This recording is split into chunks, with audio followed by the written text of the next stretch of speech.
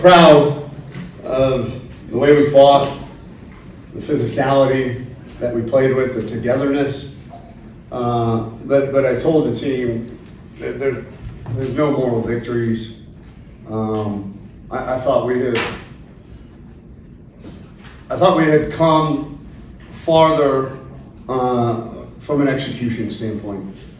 I really thought that the physicality, togetherness, intensity that we saw tonight would manifest itself in some better execution, some smarter play. So I got to figure out, this is, I've got a saying, once is an anomaly, twice is a coincidence, 3 times is a pattern. And to be in this many one-score games against some really quality opponents tells me we're on the right track. We're so close to getting over that hill. We as a staff, myself as the head coach, we just got to figure out the right buttons to press, because the margin for error is so slim when you're playing teams like that in environments like that. And we played good enough defense, save for one play, to win the game, but that one play counts. And that's what I told the team. Like, if you get away, you can play 75 plays perfectly. And that one play, you decide to go 90%, or you decide to have a mental brain fart, that could be the play that goes 67 yards. And so we're so close. We've got to close that really, really small gap here very quickly. And I think we will. I really do. I think playing to our level of competition, I should say this, we need to. We're not going to beat many American Conference teams, 50-yard penalties on special teams, 67-yard run untouched, 2 turnovers on offense, can't convert 4th down. So give Michigan State a ton of credit. I got a lot of respect for Coach Smith and what he's building here. They got some really, really good players. But I felt like that was a winnable game for us, and I was hoping we were a little bit farther than we were, but we got a week to get better and get excited for our first conference game on next Saturday. Questions? Ronnie?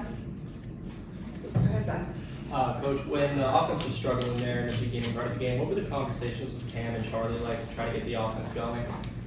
Just relax. That was about it. And then when it looked like on that last play of the game, it looked like Ty Starks was about to come in the game, and then Cam waved him off. What was going on with that situation? He had hurt his hand on the 3rd down play. I believe we called timeout, right? So we called timeout, and Coach Fry was over there talking to the offense, talking to Cam, and his right hand wouldn't stop shaking, and said it got hurt. He wasn't sure how or what play. So we were going to put Tyreek in, and then Cam, in those 30 seconds, 60 seconds, said, I think I can go. And so we x-rayed it after preliminarily. Those were negative. So and other injuries, we came out pretty good. Some bumps and bruises here and there. What was the explanation that you got from the officials on that 4th down play where it was, a call of targeting, then it was not a call of targeting, it was a late hit, and then, how was that explained to you? Well, to the guys on the field, he made the right call. So how that gets overturned with clear video evidence that wasn't targeting, I haven't seen the replay. We were knee deep in a lot of stuff was going on. So as they do, they review every targeting, and somebody in New York or Dallas or wherever they do these things said that wasn't targeting, but that it was a late hit. but a late hit by definition occurs after the play is dead, and the play then was dead prior to him making the line to gain. So how that wasn't targeting, I'm a little confused. You know, we earlier, I thought, you know, when we had, I was under the assumption when we had him jump off sides, we drew him off sides and we threw a go ball to one of our wideouts early in the game, and their corner ran right through our guy on their sideline and no flag. So, you know, I told our guys, hey, it's prison rules, right? Apparently, when you jump off sides, you can do whatever you want, and then our guys get called for it. So I screwed them up on that, I guess. When I saw that happen, I was like, okay, guys, all bets are off. We're not calling PIs on offside. So that was my fault. Phillips' interception, you know, they're going in to make it, you know, whatever, 23-3, and that really gives you a chance to win the game. Huge. Not just that, but you know, could have gone up by even more, right? What was they were up by 13, right? Would have put them up by 16, right? Which the way we were playing offensively would have seemed pretty insurmountable at the time, or whatever it was. Even a field goal there would have helped them out tremendously. So for Philip to make that play, it was good. I think it goes to trust in your training. You know, Philip did exactly what he was coached to do, and usually when you do that with really bad intentions on defense and attention to detail to the way that you're coached, really good things happen, and it was awesome. We needed it. Passing game got going in the second half. Was there any advice to Cam in the offense besides just relax there? No, I thought they responded. You know, obviously the defense keeping us in the game and allowing us because they knew, you know, the offense, we weren't getting pushed around. We weren't getting out, you know, they weren't playing with more intensity than us. And that's a good team. I'm not saying they weren't playing with intensity, but it wasn't more than us. We weren't getting pushed around. And so I think at halftime, they kind of realized that a little bit and went out and did their job with a little bit more consistency, which was good to see. It gave me the way they played most of the second half, certainly compared to the first half, gave me a lot of hope, you know, going into next week too. Coach, you talked earlier in the week about the respect you had for the atmosphere here at Michigan State. How did you think your players overall handled that tonight? Yeah, how about that for one quote of a paragraph long thing about the architecture of stadiums and how stadiums that are built straight up are louder than stadiums that go straight out. That was a weird one to me, but it was awesome. I love. I did have some really good memories from this place, and I have them today too. You know, when they were playing Journey there, and, you know, in between the third and fourth quarter, I made sure to go grab Cam, and I said, "Look around, dude. Look around. You got 70,000 people nervous as all get out because you're 6 points going into the fourth quarter away from winning this damn thing." And it was pretty cool. And to Michigan State, the fans, that's how you put on a game, a Friday night game on Big Ten Network. That was a show. That was really good. Hey Coach, I saw Cam working on rollouts pregame, and I saw it implemented throughout the game. Was that something that you had game planned against the Michigan State defense there? I don't know that it was so much Michigan State's defense. I think there's matchup issues up front, you know, and so for us to throw the football, which you need to do, to have a chance to win, we knew some of those are going to, you know, we couldn't just sit back there in the middle of the pockets for, you know, 30, 40 times a game. We're not good. The matchups were not conducive to do that. And you know, we've learned in having Cam in our program for 9 months that he's pretty good when he's on the move, and obviously with his legs, you know, they cover everybody.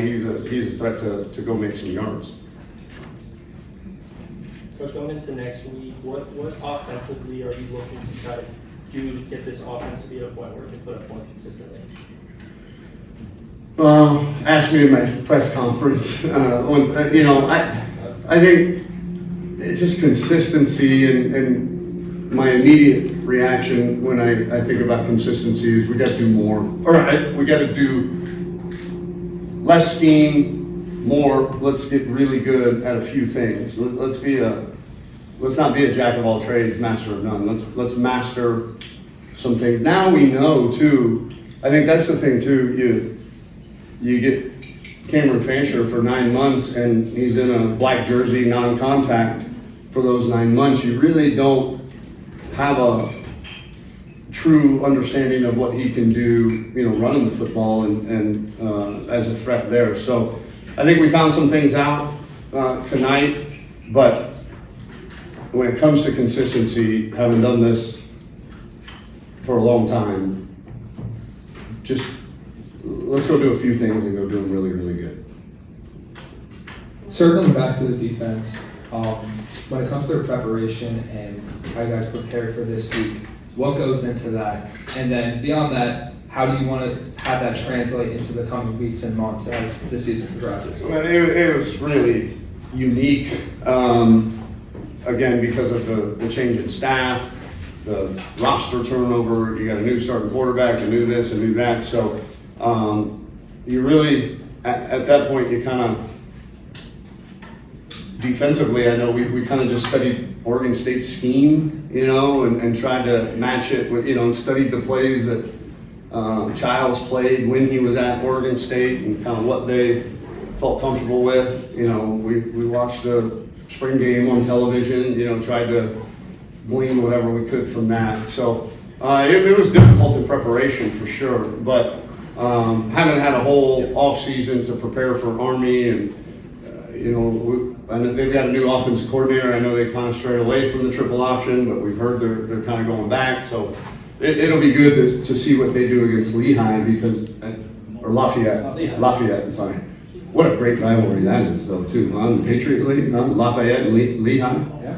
Have you read John Feinstein? John, if I'm pronouncing that right. He wrote the book on an Army-Navy game. He also wrote a book, I believe it's called The Last Amateurs, and it's about the Patriot League and the Lehigh Lafayette. It's a really good book if you're a reading nerd, but I don't know how we got on that topic. Army's playing. Yeah, Army. Yeah, it'll be another unique preparation, but because of that triple option, I've learned, when I was at Houston in this conference and we had to play Navy every year, you got to work on that in spring ball, you got to work on that in training camp, you got to work on that all the time. So I think your question was more directed at Michigan State and kind of their offense, I think. I think they got something special with that quarterback, and Coach Smith is a heck of a coach. They've got great resources and support, obviously, from the fans. So I was impressed with the potential, especially with that young man at quarterback. That's one. So Kazir Brown is a new transfer that just arrived this year from University of Maine. First game of the year, he makes a lot of great plays. That acrobatic interception. He also made a great defensive play towards the end of the game as well. What have been your thoughts on Kazir so far this season, working with you? Yeah, you don't find a corner with his physical attributes very often either. He's a big dude. He's a long guy, and he's physical. And I think Coach Harris and Coach Rock have done a good job. He's not going to go out and run 4.3, but they play to his strengths, which are his physicality and his knack for football too. And I sure am glad we got him. That was a position of constant flux for us last year, and to have him show up and again, I'm sure there's a lot of things he's got to work on, but it definitely felt him tonight on that defense. Thank you. All right, thank you. Nice coach.